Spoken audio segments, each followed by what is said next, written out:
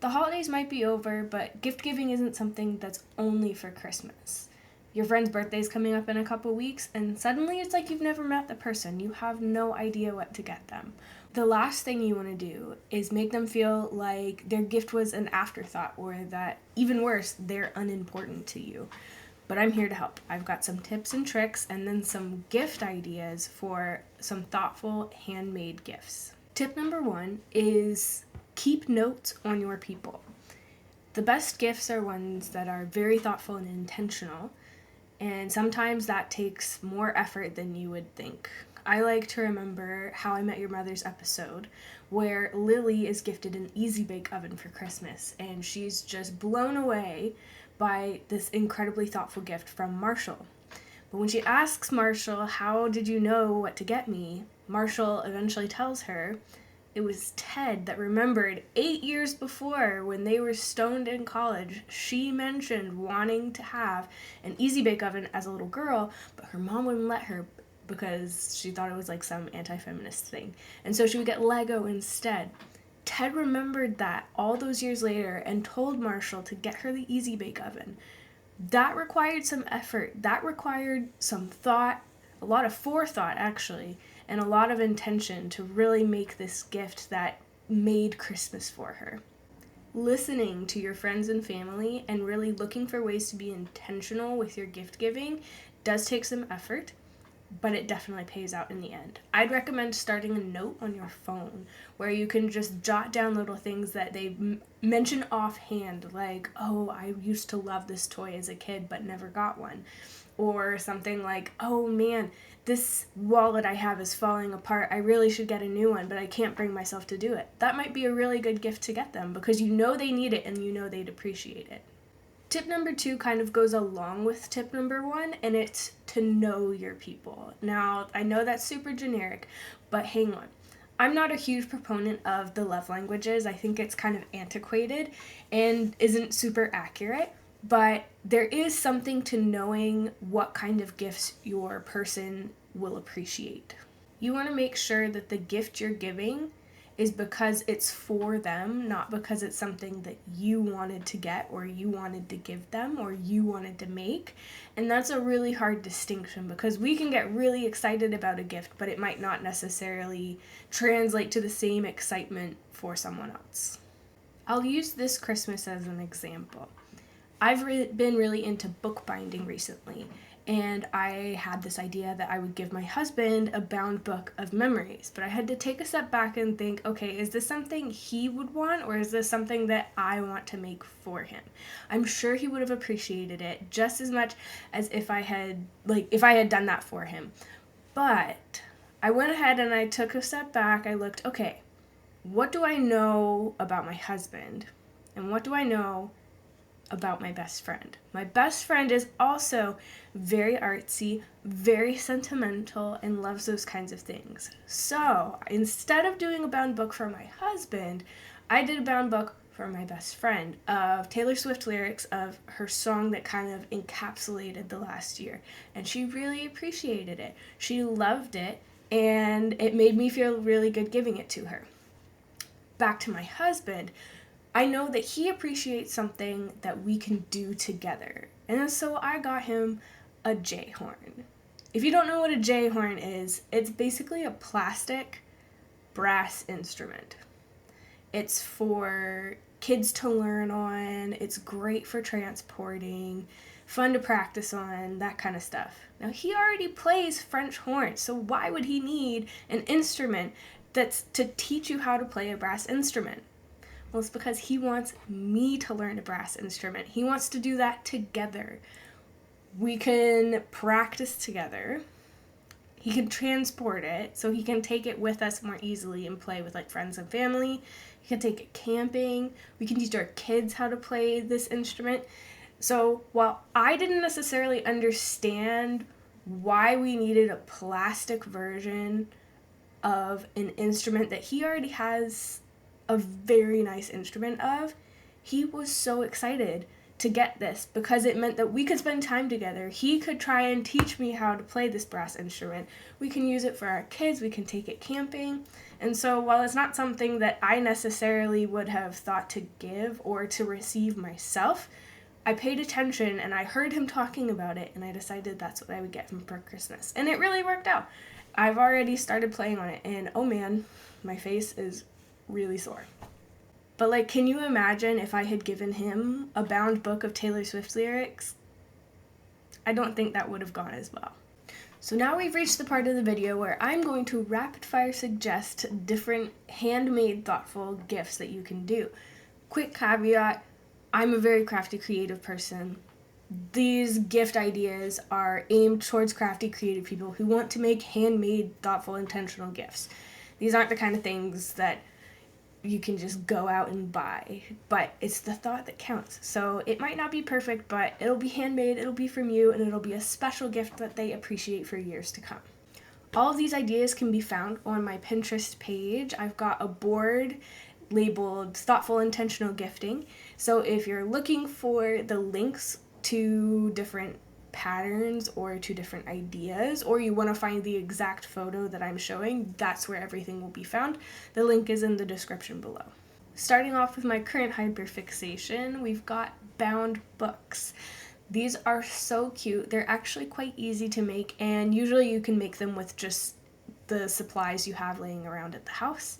You can fill them with literally anything. You could get little photo corners and you can add photos from the year.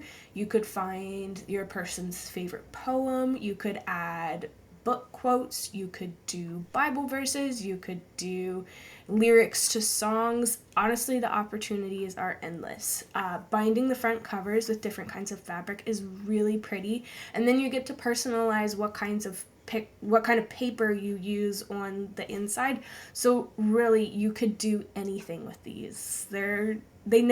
Mine certainly didn't come out perfect, but they looked handmade, and I thought that was super special. So a bound book of some kind of sentimental gift would be an amazing gift. Sticking along with the kind of book theme, you could make some bookmarks. Now, again, opportunities are endless. If you are more of a painter, you could do like really nice cardstock or watercolor paper, and you could paint on them.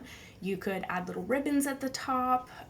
My best friend gave me for Christmas a couple of laminated bookmarks with her favorite book quotes, and then she gave me the book as well. So that was a super special gift that I really, really loved.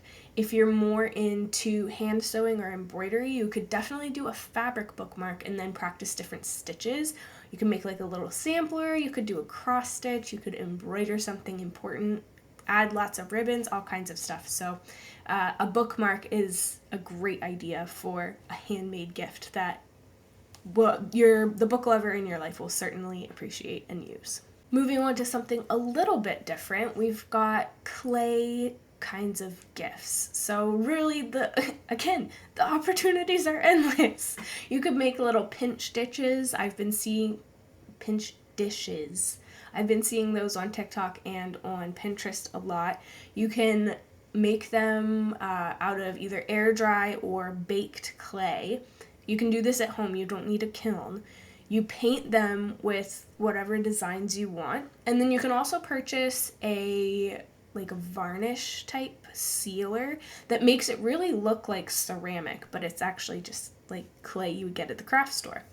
I did this a couple years ago, and I made little ornaments. So I made a heart, and I got candy cane looking twine, and I put my anniversary date on it, which is in December, and then put the sealer on it, and it looks like a ceramic ornament, but when my 2-year-old goes and shakes the tree and it falls off, it's not going to break. So that's brilliant.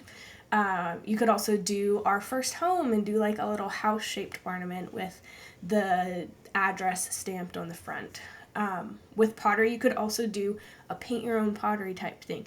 And this is kind of a dual gift. You could either go yourself and paint some kind of plate that really encapsulates the person, and then give it to them finished, or you could go together and do a paint your own pottery date where you're both painting plates and you gift them to each other, or you both paint plates for yourselves, and it's the time together that is the gift. I've also seen lots of little clay candle holders, and oh my goodness, they are so cute. There's so many options. I've seen some that are just regular holders, and then I'll put a picture up, but I found some that were little like feet. Like you could do little hobbit feet for the Lord of the Rings lover in your life. Another really cool gift idea is a custom matchbook. So you can find templates online of printout matchbooks where you'll print it out on cardstock and then you'll fold it certain ways and then you can fill it with matches. For the person who really likes to entertain, this would be such a fun gift because when they have a party, people can come and like take their little custom matchbook. I know I would certainly appreciate getting one of these and will definitely make some for my own home, but you can design them in a way that kind of matches the person's personality, the vibe of their home. That way when they entertain, they can put it in a little dish or in a fishbowl or something and people can take it home with them, or they could just have them on display. For the textile lover in your life, you could do some kind of printed either tote bag or tea towel. Making little block prints is super easy. If you want to be fancy, you can go and buy linoleum printing tools and you can carve it out of like a linoleum block. Or if you're feeling more crafty, you could use a potato, a fruit, some kind of like wooden block you have at your own house for like your kids or toys, that kind of thing. You can print different patterns on tea towels, you could print it on tote bags, or you could even just paint on the tote bags or tea towels. Now, I wouldn't recommend painting on the tea towels because you have to wash those, but painting on a tote bag, you can make much more detailed pictures and icons and things. You can make a really detailed, very pretty tote bag, and there'll be pictures of those on my Pinterest page. One final gift idea would be kind of more on the thrifted side. You could thrift a really cute dish and make little candles out of them. Wicks you can purchase on Amazon for like, I don't know, $10 to $15 for a huge pack of them. Beeswax or soy wax you could find usually at craft stores. I know you can get a big bag at Michael's, but I'm not sure where else you could get them. Again, on Amazon. And it's fairly inexpensive. You can heat them up and it uses kind of like a double boiler type situation. Pour them into the dishes that you found and you have an amazing custom candle. You could add essential oils if you want a scent, or you could just focus on just like a really pretty dish. For someone who really likes to burn candles, this is a very sweet and sentimental gift. And then when they're done, they have a really cool dish. So that is it. There are some tips for choosing really thoughtful, intentional gifts for your friends and family this year, and there are some ideas that you can use for yourself. Be sure to check out my Pinterest board for more gifting ideas. Thank you so much for watching, and I hope to see you in the next video.